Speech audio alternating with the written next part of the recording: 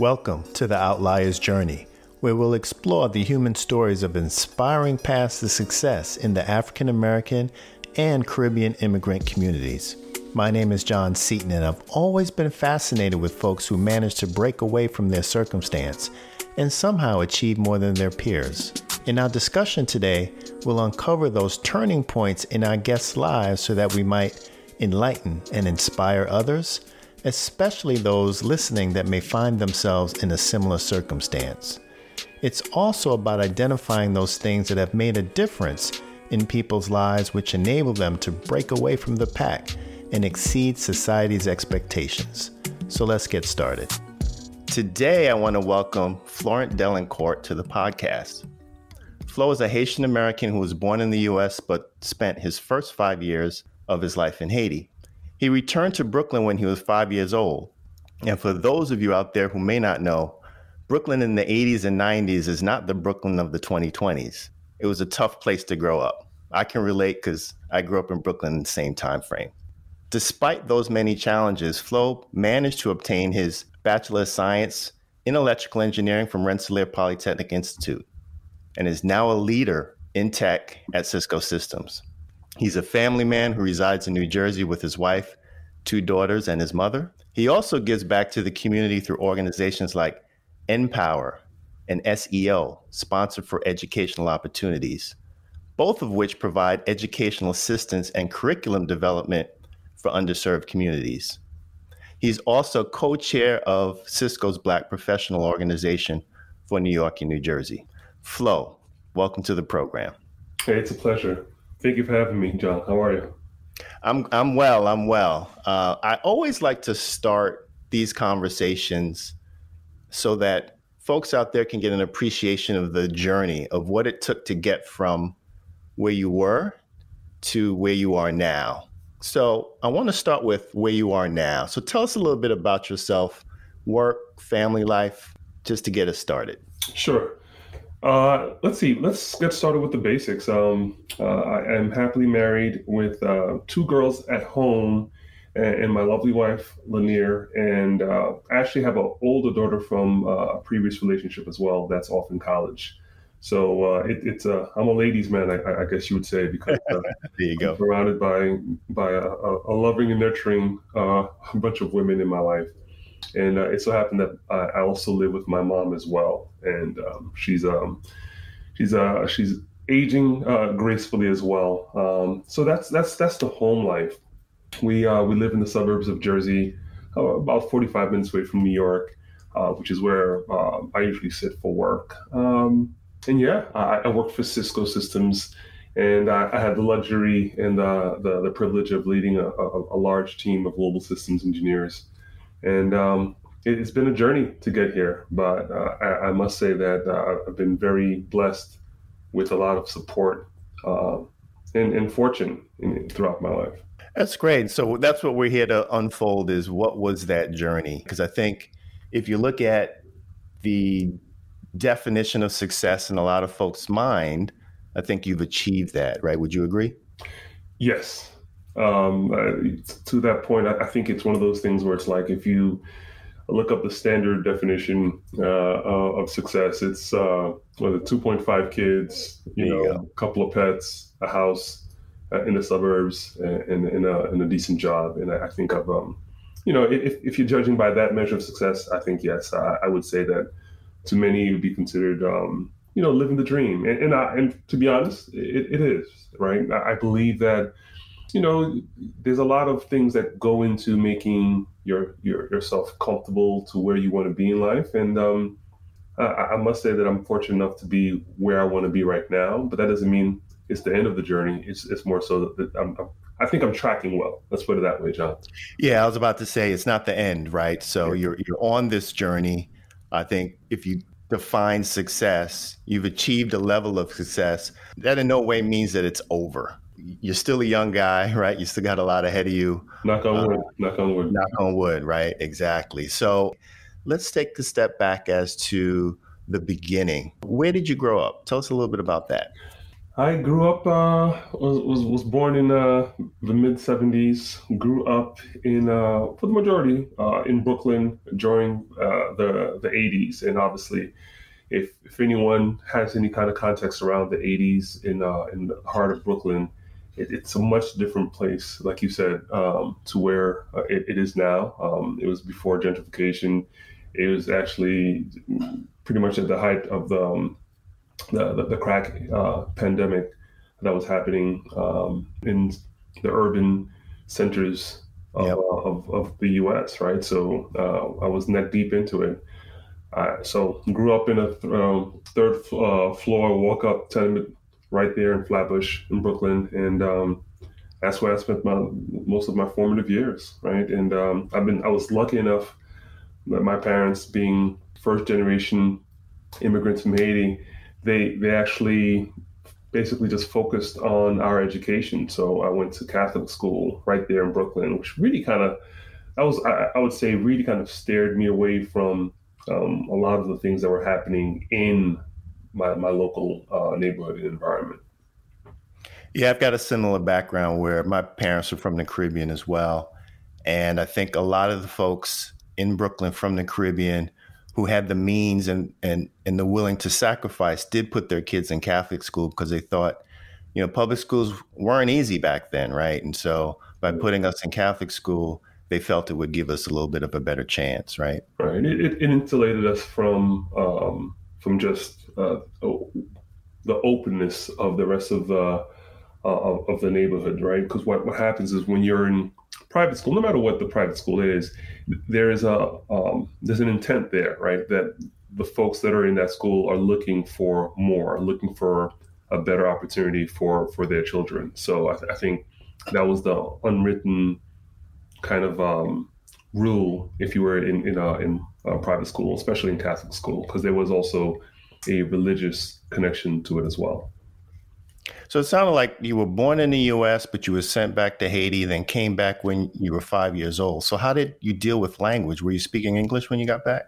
No, that's the beauty of how things were, I guess, back in the '80s, is that it was more so of I was graded with my capacity to learn versus me having knowing English. So yes, Creole was my first language growing up, because that's where I spent basically from 6 months old to about four and a half. Because I distinctly remembered having to kind of go into the school and just for them to just kind of validate and test my basic comprehension Hmm. of just how to learn versus the actual language. And back then, I also had the luxury of, hey, if you're willing to pay for private school, and there wasn't any kind of behavioral or any kind of restrictions to your capacity to learn, they'd accept you, right? Especially at five, because when you're five, you're a sponge, right? Your ability to learn and to be able to kind of develop, and is boundless, right? And so I was lucky enough to get into the Catholic school, which, by the way, my older brother and sister were there because my mother enrolled all three of us at the same time. So I think the school had they had a vested interest into making sure that I got in as well. So tell me a little bit about your parents. Having three kids in Catholic school around the same time, that, financially, that I would imagine that might have been a strain. So tell me a little bit about the background of your mom and dad. Sure, I think that's what makes you know, that's what makes me really appreciative of where I'm at today, is because of the sacrifice. My father was, um, by all accounts, a very, I would say, the best way to put it would be that he's a man, not a man of mystery, but he had so many different layers and depths to him, where he was what you'd call just a socialite. He was a welder by training.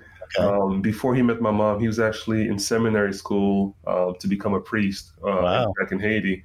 Yeah. And he met my mom, and lo and behold, they got married, and they had two children while they were in Haiti.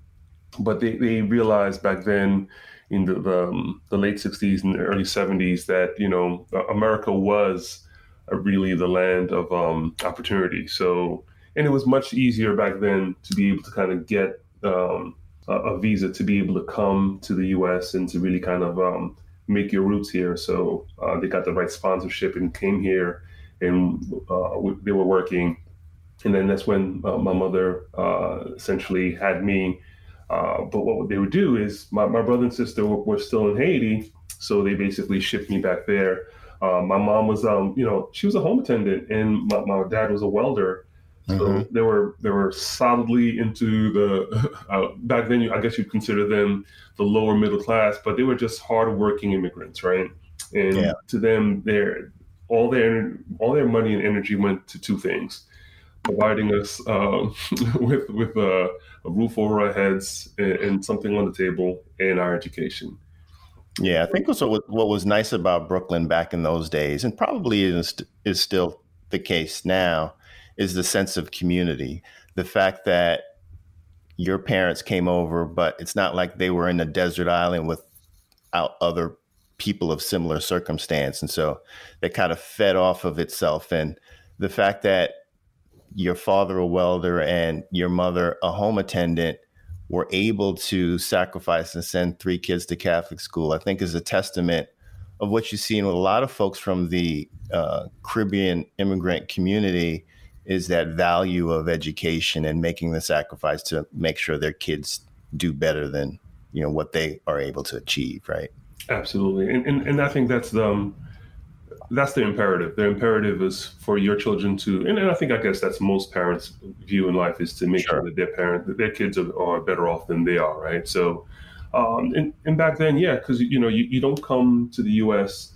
without a network already here, right? So most Caribbean families have someone there. So it was we were tightly knit. All we had, I didn't even actually have friends. If you weren't a schoolmate, you were family. That was the scope of the people that I interfaced with. I didn't really even hang out in my neighborhood at all, right? So it was mostly my school friends. And That's Catholic school interesting. at the time was very, the schools were very small. My graduating Yeah. class, just to give you a kind of flavor of what we had, my graduating class in 8th grade was 27 kids. Yeah, mine was 30. Yeah, Yeah, I went to Holy Cross on Church Avenue. So exactly. very, So very similar experiences. There are a lot of Caribbean folks, Haitian immigrants in my class as well. So I think we've had sort of a parallel. As we discussed, we probably have 1 or 2 degrees of separation based on our experiences yeah, right, growing up at the time. absolutely.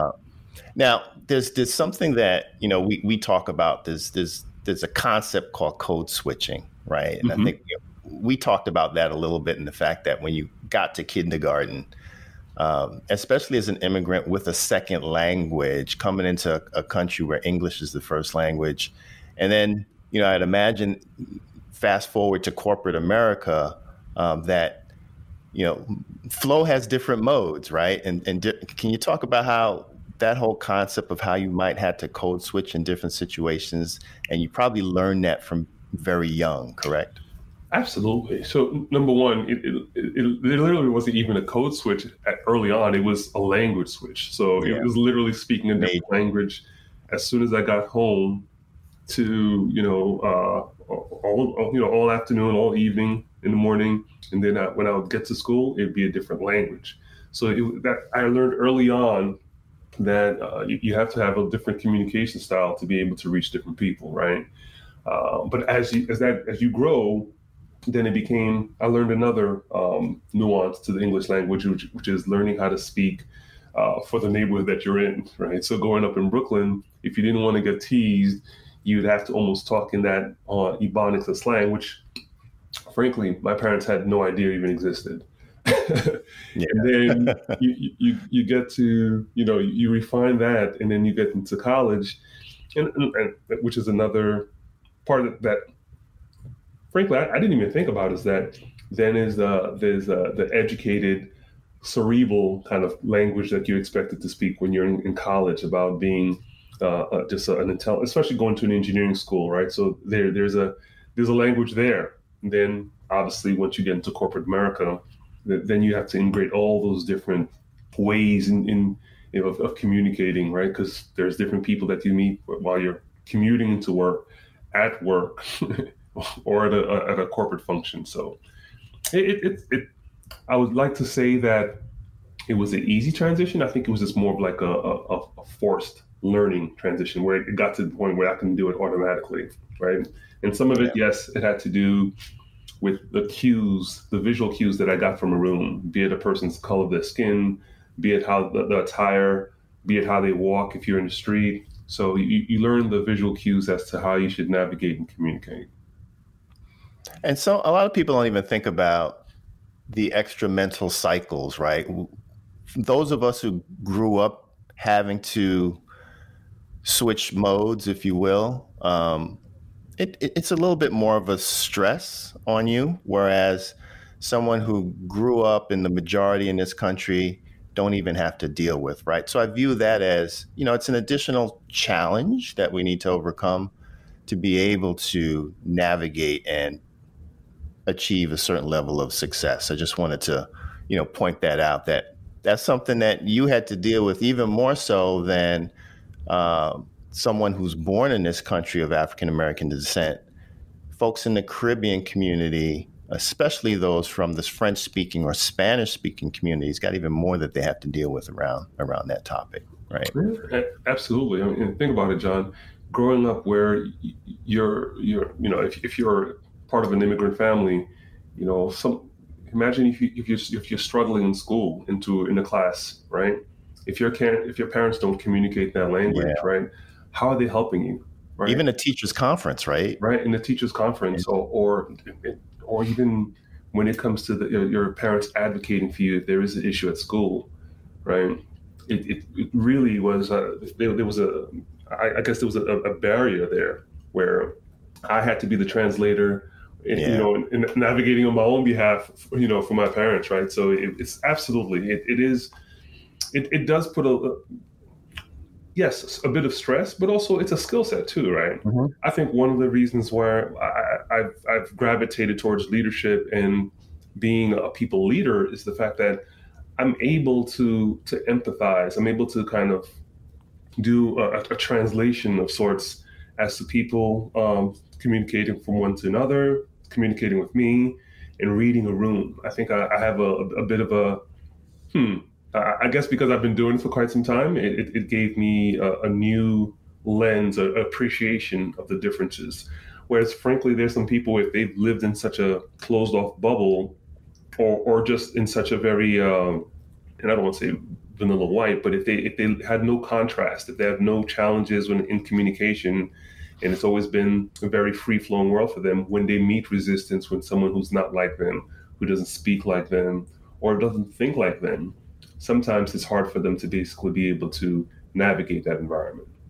Yeah, you bring up a good point. I remember when I used to travel internationally for work, and I had one of my colleagues who would travel with me, and she was of the majority, so really didn't have the challenges in terms of having to adjust to different cultures. No fault of her own, of course. It's just the way that she was raised in her experience.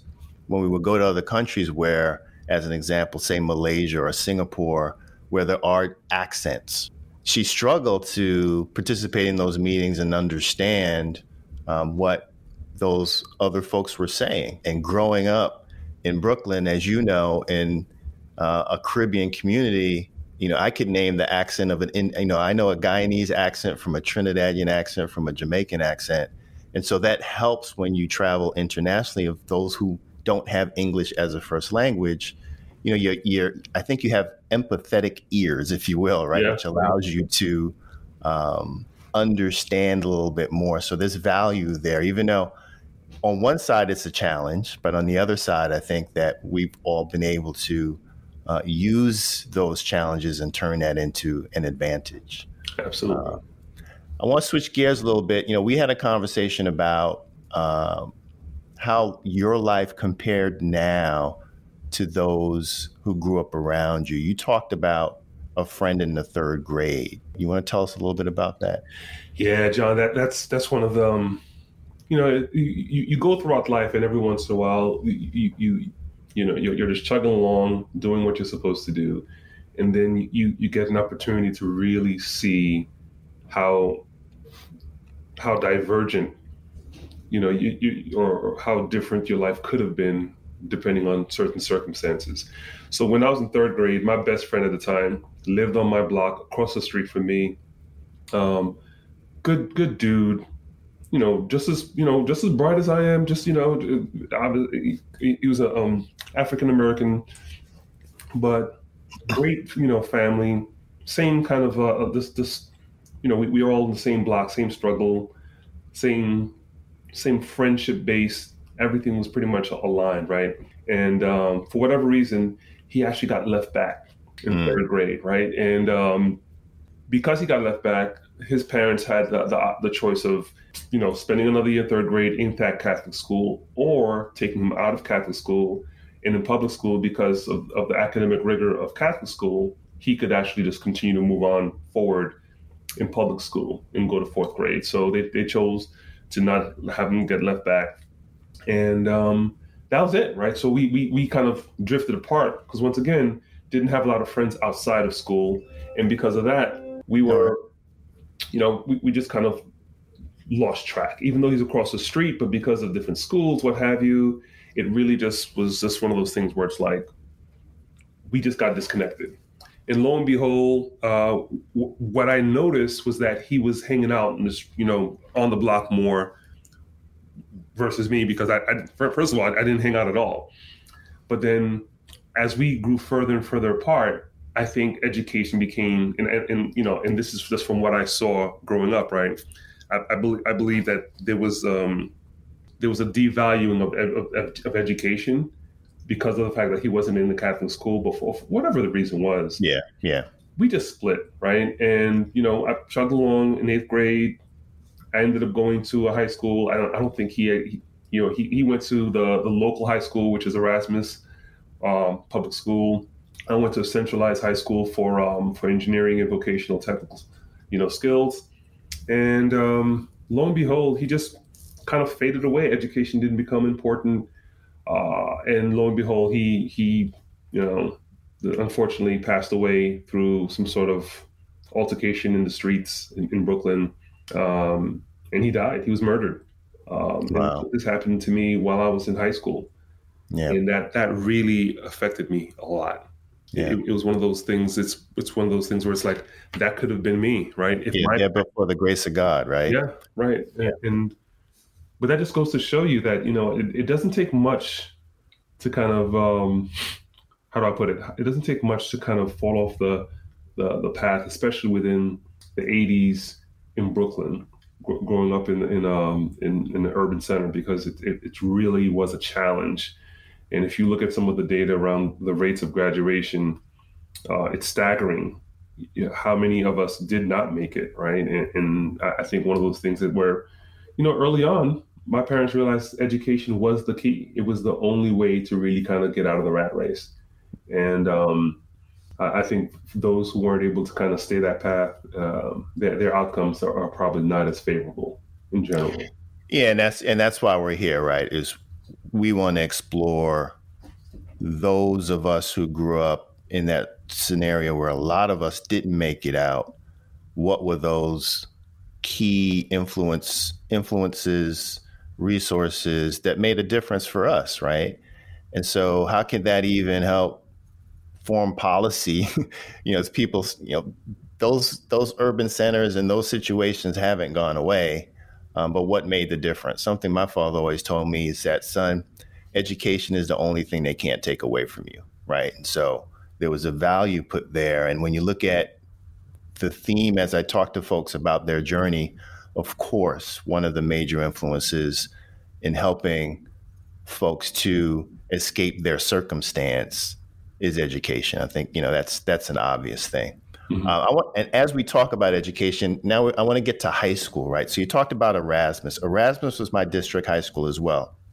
And if you lived in Brooklyn in the 80s, your goal was not to go to Erasmus High School, even though I think like Barbra Streisand back in the day graduated from Erasmus, but it wasn't the Barbra Streisand Erasmus of her day. Mm-hmm. It was pretty tough. That's a district high school. And so you had technical vocational high schools in Brooklyn that was an escape for folks, right? And it sounds like you targeted going to Grady. And, little known fact about Grady, I just looked this up, is famous for one of your graduates back in the day, KRS-One of Boogie Down Productions graduated, or at least went to Grady High School. So I didn't know if you knew that. You know what? I did not know that, right? The only person I knew that went to Grady was actually a gentleman who actually played basketball in the NBA for a little bit. We actually had a very strong basketball program back then. But to your point, right? I think it's one of those things where it's like, the parents who really wanted to kind of get their children to a different place, they realized that, like you said, education is the key. And I tested for what I realized is that I couldn't afford to go to private high school. So my mom was like, well, okay, where are the magnet schools that you can go for free? And John, I know, we're getting very local with it, but I know you went to Brooklyn Tech, I believe, right? That's right. Yeah. Now I tested to go to Brooklyn Tech, and I missed it by 5 points. Oh. Right. And it's funny when I got into Grady, and it was always so Brooklyn Tech was always like the comparative school, right? So even when I was in the college, there was a lot of students from Brooklyn who went to Brooklyn Tech or Bronx Science, and I was the only one from Grady. So we were the I guess the small fish in a big pond, right? This is what we were. So, but to that point though, but there was a pattern that I noticed, right? The folks who went to magnet schools are the ones that ended up going to a more highly sought after college or engineering school, right? So that it all kind of connects with each other, right? Being able to kind of get to the school that has better credentials allows you to get to a better school when it comes to secondary and third level education. Yeah, agreed. That certainly was key. So tell me a little about your experience at Grady.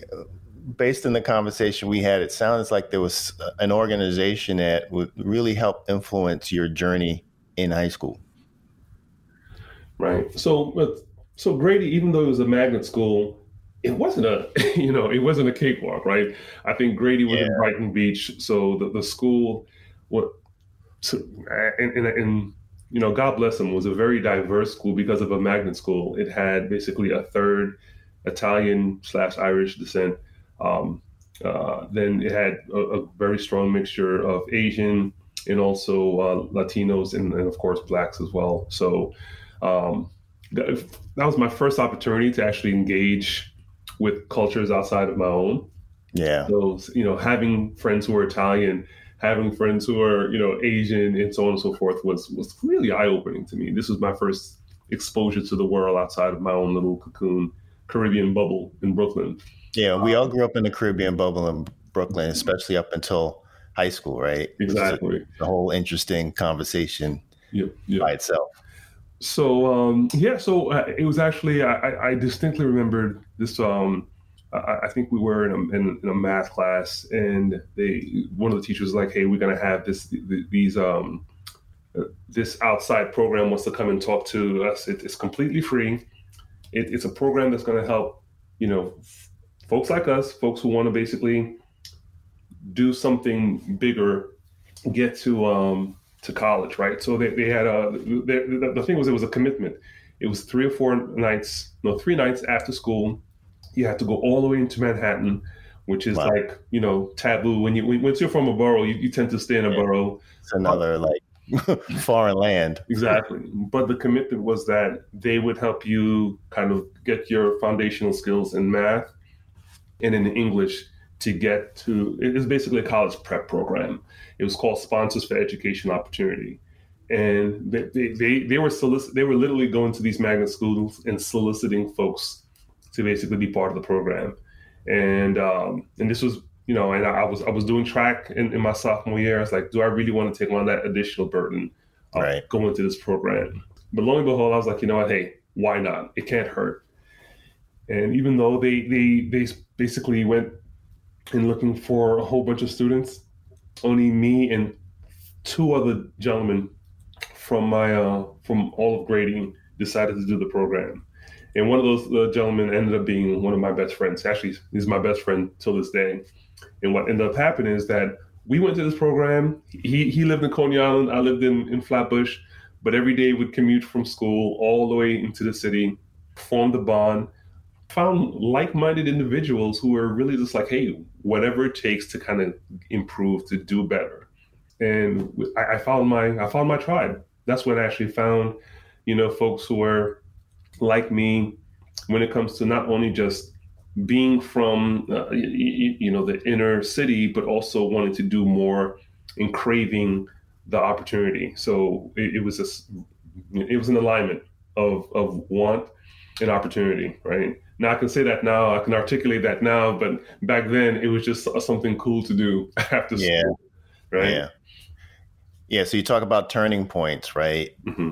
To me, that's your second major turning point. One is your parents putting you in private school, 1st through 8th grade, ending up at Grady, which, at the time, Grady, I was reading an article that says back in 2010, you went to school way before 2010, but back in 2010, the school was actually slated to close due to poor performance. So it probably went down after you left. So John, it was still, every school was tough in Brooklyn back in the 80s, but we were the first school with metal detectors. So wow. in all of New York City. So that tells you that there were still some challenges there as well. I mean, we got metal detectors before Erasmus. So that just tells you the level, the level of adventure we had in our schools, right? And because that's when, a lot of the gangs were starting up in New York. It was really just, it was a trying time, right? Now, obviously, we were relatively insulated from that, but it was no easy feat going to Grady and kind of leaving there unscathed from any kind of altercations. So, now was it SEL that connected you with that trip to RPI? Yes. So that's to that point, right? One of the other arms, not only just helping you academically get foundationally strong, it also had a lens that for a student to really get jazzed and excited and focused about college, they need to see it. They need to see the opportunity of what college can be. So what they did was my sophomore year, they planned a trip to go see different colleges, and one of them was RPI, which is the school that I ended up going to, and we got a chance to actually stay with a college student and actually learn about the school, learn about what they do, how they go to class. And now RPI had, I think we had 3% Black people at that time, but that 3%, they were focused on basically helping other people see that, you can go to a top tier engineering school. It's a challenge because once again, you are the only, right? Especially coming from Brooklyn, inner city lifestyle, I should say. But they were committed to showing us the art of the possible. And because of that ended up making me super excited about going to college. Not only going to college, but going to RPI, right? Yeah. Now, and I didn't visit. I think I visited only like 3 colleges, which is totally different than how kids are doing it now. Yeah. And I think I visited RPI, and I actually went to see the school twice, by the way. I think I went to Syracuse, and I didn't even go to the HB. I applied to HBCUs, but I didn't go to any of them. I didn't go to any schools down south. I didn't go to schools in Jersey or in New York. I knew for sure that I was definitely leaving Brooklyn and going away to school. Well, you did one better than I did. I ended up commuting to Polytech in Brooklyn. So. But I think the key lesson here, right, it's about exposure, right? Mm-hmm. You don't know what you don't know. And if you see it, you can be it. I heard that from somebody said that the other day. It's not, I didn't make that up, but I don't know who to attribute that saying to, but it's true, right? We grew up in our bubble in Brooklyn. This organization pierced that bubble, gave you the experience. It's like, wow, there's this whole world out here, this Rensselaer Polytechnic Institute. That's something I can aspire to, right? So to me, that's a major influence in your journey. Right. And it was very intentional, right? So we met, the dean of students at the time was a gentleman by the name of Dr. Eddie Knowles, who was a black man, and he sat us in the room, was like, hey, look, if you want to get here, it's going to be a grind, but you can get here. And folks were listening. And his commitment was like, if you are truly serious about coming to RPI, we will do everything that we can to support you to make sure that you're successful while you're here. Right. And because they were so intentional in how they basically presented that school to us, it was almost like, hey, I could do this. And once you start believing that you can do something, belief is a powerful thing, right?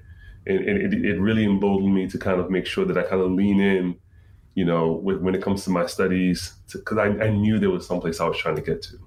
And that happened early on.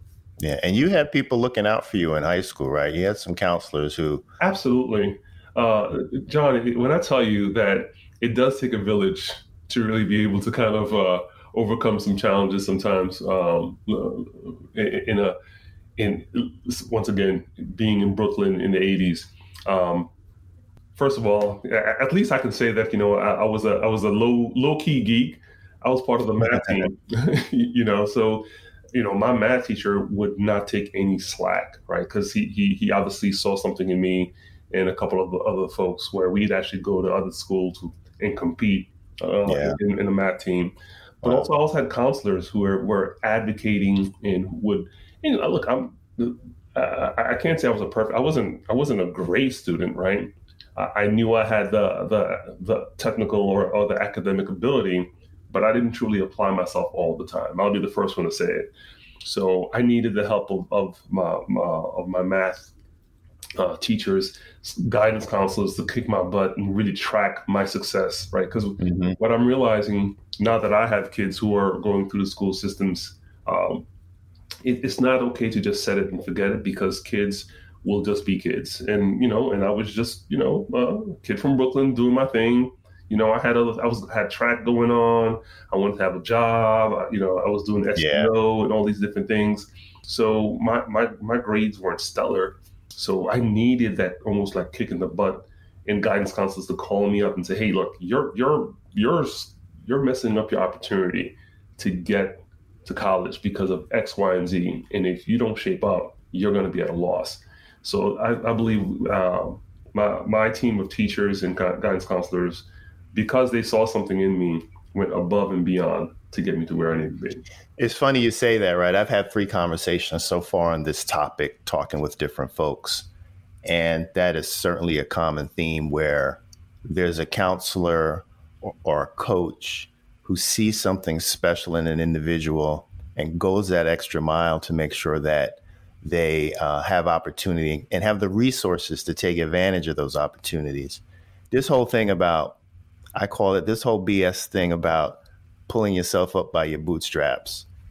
Like you said, it takes a village. It takes people around you to take interest in you and then sort of put their arm around your shoulder and guide the way, right? So it sounds like that's what you experienced.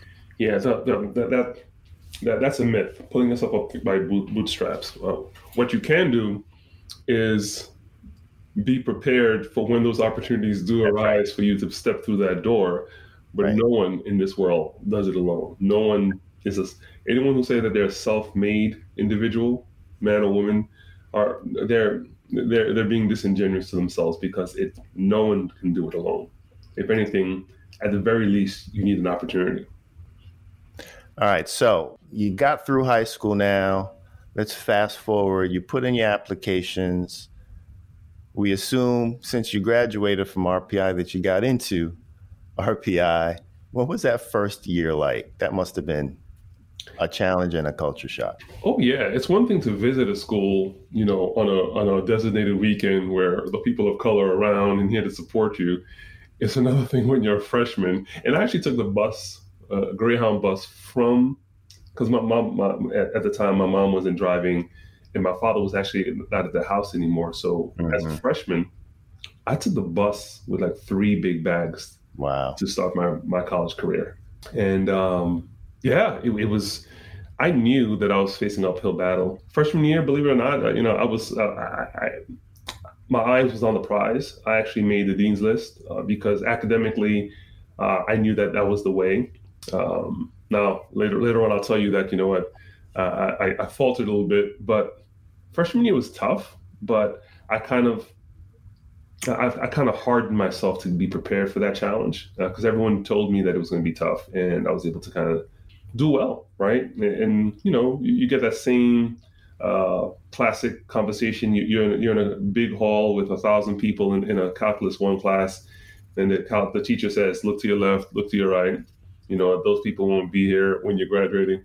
And lo and behold, it's true, right? I mean, the law of averages is a real thing, right? So I was scared straight, met some great, strong individuals who were like-minded, right? Who basically, who had a challenge, and they realized that RPI was not really an inclusive environment, because that word, back then, that word didn't really exist. Yeah, it wasn't, yeah. Right? So, about affirmative action, right? Yeah, right. So therefore, it was, we knew that it was going to be a challenge. We banded together and did very well, made the dean's list, and I was well on my way freshman year. It was a culture shock, but it was also the first time I got a chance to live on my own. First time I had responsibility to get up in the morning on my own, do my own laundry, so on and so forth. So it was the first opportunity for me to see what being an adult might look like.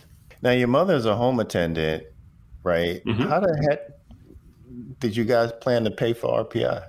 Oh, I convinced my mom to basically, and once again, this is where the language barrier kind of worked in my favor, right? The school was like, hey, yeah, you know, your mom has to, you know, you got to do these loans, blah, blah, blah. I told my mom, I was like, hey, don't worry about it, just sign. And, you know, my mom trusted me. Yeah. And she signed for the loans. And we, you know, and I'll give you a little bit of a fast forward. Within the first 3 years, I was able to pay off all my college debt. Nice. Right? Because I landed a very well-paying job, right? But it was my mother's trust in me that, hey, she's putting her credit line and her signature on the paperwork, but it was up to me to basically pay it off. Yeah, it's interesting. You know, when you go to college, you know, all your work you do up until that time, you know, this whole concept of, you know, pay now versus pay later. Mm. And your glide path gets easy based on the upfront work that you do, right? And talking with some folks, they say once you kind of get to sophomore year, you're good, right? Because freshman year is tough. If you can make it through that, you figured out how to pay for college. You've got used to the culture, and you know, the rest of it, once you get to that point as a sophomore in college, you're probably going to stay. And then the rest is relatively, you know, there's a glide path, right? Mm-hmm. Once you get to that point. Well, John, for me, it was a little bit of a difference. I actually almost failed out sophomore year because really? I thought it was too easy. And the nature of engineering degrees in general, at least at RPI, is that they kind of fool you into thinking that it's actually okay. The work is manageable, but sophomore year is when you actually start getting to some of your core disciplinary courses. Yeah, and that's when I actually academically my ego was really challenged. I was bruised because I distinctly remember getting a 17 out of 100 on a test, and it was a C. Humbling, isn't it? Yeah, because it's a curve, right?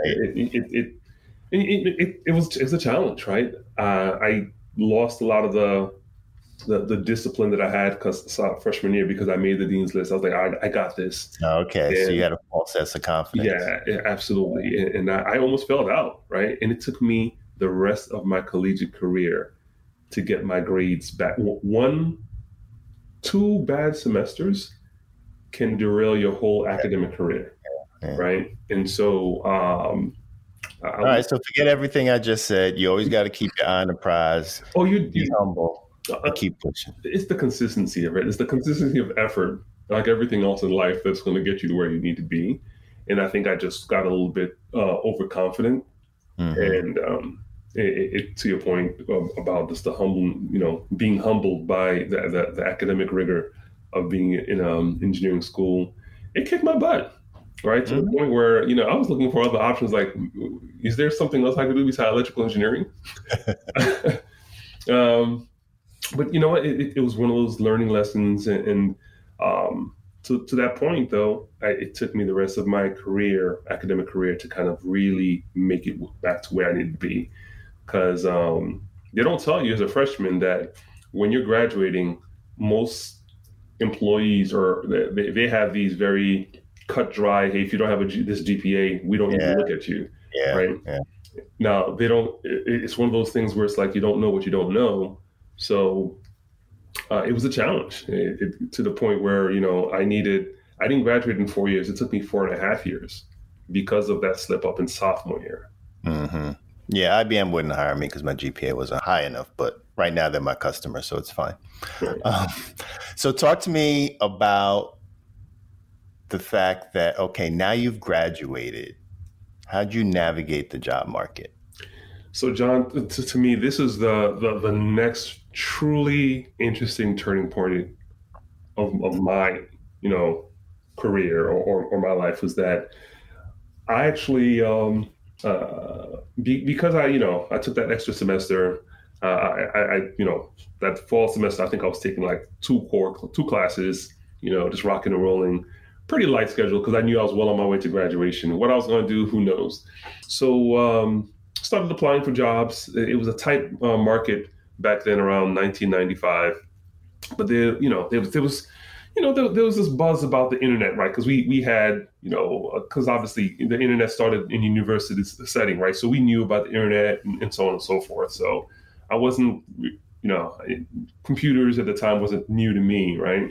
Which is a novel idea, right? The idea of, a computer being new to someone, it boggles the mind. Don't show your age, Flo. I know. I apologize. I'm sorry. but so what? I went and applied for EDS. EDS was like, hey, you know what? We like you. We want to fly you out to Flint, Michigan, of all places, believe it or not, to go for the interview process. It was a 2-day interview process where you had to interview with 8 people, plus a cocktail hour, plus behavioral interviews, and all this nonsense. Lo and behold, I didn't think I got the job. I was ready to walk out of there and say, all right, screw this. I got the job. I accepted it on the spot, flying high. When I tell you, John, I was like, all the hard work, all the grind was ready. This is it. I'm making it. I'm going to go work in Detroit, and then life's going to be good. So no one could have told me nothing. I was like, I'm good. I'm ready to rock and roll. My roommate at the time, he was actually going for an internship for this company called Bay Networks, and they were like, "Hey, how are we going to get there?" We were all up. We were in Troy, New York. The company was in Boston, north of Boston, Massachusetts. So it was 2 or 3 folks going for the internship. It was this. We didn't know why, but we were like, hey, why are so many people, why is it like an interview day at this company called Bay Networks? So I was like, all right, hey guys, I'm good. I already got my job. If you guys want, I'll drive you. So we rented the minivan, but they were like, hey, if you're going to show up, we want to make sure that everyone shows up well. It was like, hey, just bring a resume, wear a suit, but we're all going to drive out there together. John, when I tell you, I went there so relaxed because I didn't care. I had no care in the world. This is not where I would have worked. Didn't know nothing about this company. I had my job already solidified, and they hired every single person that showed up that day. Because what we found out was that the owner of the company, Bay Networks at the time, the CEO, he graduated from RPI. And he literally, unbeknownst to us, they were like, we just need 10 people. Whoever shows up that day is going to get hired on the spot.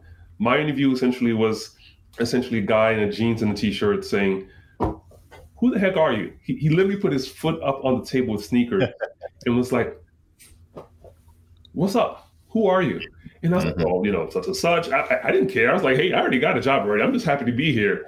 It's real easy to interview when you already have a job. Exactly. And we all had our one-on-one half an hour breakouts, came back to the conference room, and they were like, well, congratulations, you all hired. We'd love to have you part of the family. Gave us offer letters on the spot. And of course I took it, right? Because I was like, my friends are going to be here. This is going to be much cooler than me in Detroit because it's much closer to home. And lo and behold, I called EDS and told them I rescinded my the offer, and gave them a story that I wanted to be closer to my mom, and I did, right? Yeah. But that's how I started in IT because of happenstance. That they decided to hire us, in bulk order, as they say. Yeah, that's crazy. All right, so let's fast forward to where you are now, right now as a leader. How did you develop your passion for leadership? Good leaders make good leaders is a firm belief of mine. The more folks that you engage with that you can respect and say, wow, I want to do what you do. It gives you an opportunity to learn organically what to do and what not to do. And I've been lucky enough to have mostly very strong leaders in my environment, in my circles, to be able to kind of learn from. And a couple of bad ones too, right? To learn what not to do. What I will tell you, John, is that leadership is really, you have to be, there's a level of comfort that you have to have within yourself to say, it's no longer about me, right? And the best leaders in the world are the ones who are able to kind of realize that it's not about them, it's about their people. Yeah. And if they're able to allow their people to develop, grow, and to shine, they'll always have a job. They'll always do well. Yeah. Talk to me a little bit about how you're giving back. Well, the way a lot of people say giving back is something that they're supposed to do. I think I'm compelled to do it because it's a privilege to be where I'm at. And because so many, to me, the imperative is because people have helped me along the way. It's what I have to do. It's what I'm compelled to do because I wouldn't be here unless a lot of people took their time, their energy, their resources, their capital to help me be where I'm at today. So I look at it as just essentially me just doing what I'm supposed to do. Right. And I like it. I actually like talking to whoever it is. Right. And when I say give back, John, I look at it as this way. As long as I can have the cycles to do it, it doesn't matter who you are. If you're in need of either my guidance, my insight, my perspective, my time, my energy, it's yours. Right. Now, I do focus on, the communities of people of color, but that's just because that's where my roots are. And I think that they don't see a lot of people that look like me in the positions that I've held throughout my professional career. So that's why someone was able to help me visualize my success by showing me the art of the possible. So I feel it's important that I do the same. And that's the whole reason I have, the idea around this podcast is to show those who, again, you don't know what you don't know. If you can't see it, you can't be it. And so I thank you for telling your story, right? Not everybody's willing to tell their story. I also view this as a gift to you and the folks who participate in this podcast.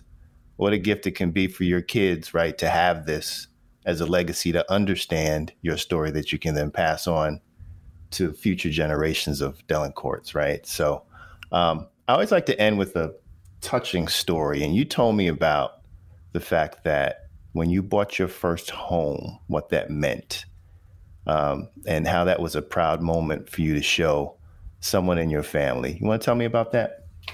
Well, yeah. Well, when, growing up in Brooklyn, it's one of those things where it's like, it's always about, hey, you grind for the opportunity to grind some more.